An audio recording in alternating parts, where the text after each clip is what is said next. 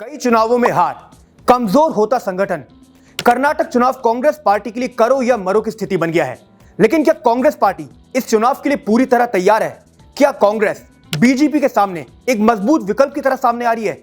यही जानने के लिए कांग्रेस का एक स्वॉट एनालिसिस किया जा सकता है, यानी कि strength, weakness, opportunity, threat test. BJP की तरह कर्नाटक में कांग्रेस की भी स्थानीय नेताओं की एक फौज है। डी.के. शिव कुमार और सिद्धरमैया दो सबसे बड़े नेता हैं।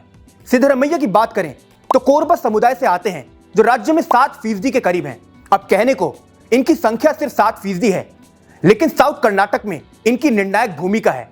इसी तरह डी.के. शिव कुमार वोकलिंगा समुदाय से आते हैं, जो जेडीएस के गढ़ में निर्णायक भूमिका निभा सकते हैं। दूसरी तरफ कर्नाटक में कांग्रेस के लिए भ्रष्टाचार भी एक बड़ा मुद्दा बन गया है। जिस तरह से 40% कमीशन सरकार का मुद्दा उठाया गया है, आम जनता के बीच में एक धारणा सेट हो गई है। ऐसे में बीजेपी के लिए यह चुनौती बन सकता है। वैसे इस समय कर्नाटक में कांग्रेस के सामने कुछ कमजोरियां भी हैं। कई चुनावों में देखा गया है कि अंदरूनी झगड़ों की वजह से कांग्रेस को सियासी नुकसान उठाना पड़ा है। पंजाब इसका सबसे बड़ा उदाहरण है। कर्नाटक में भी ऐसी ही स्थिति देखने को मिल रही है। डी.के. शिव कुमार और सिद्धरमैया की एक दूसरे से नहीं बनती है। दोनों के अपने गुट हैं और दोनों पर आरोप प्रत्यारोप लगाते रहते हैं।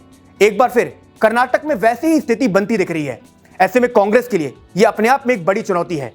दूसरी तरफ बीजेपी जिस तरह से हिंदुत्व का मुद्दा उठा रही है, जिस तरह से टीपू सुल्तान की जयंती को गृह मंत्री अमित शाह अपनी हर रैली में उठा रहे हैं, कांग्रेस के पास इसका अभी तक कोई काउंटर नहीं है। अभी तक पार्टी इस मुद्दे पर चुप चल रही है। वैसे इस बार कर्नाटक चुनाव में कांग्रेस के लिए कुछ अफसर भी बनते दिख रहे हैं। उदाहरण के लिए बी.एस. येदियुरप्पा चुनाव नहीं लड़ रहे हैं। लिंगायत समुदाय से आते हैं, बीजेपी के सबसे बड़े नेता हैं, लेकिन इस बार उन्होंने खुद चुनाव लड़ने से मना कर दिया है। और दूसरी तरफ जगदीश शेट्टार ने कांग्रेस का दामन थाम लिया है।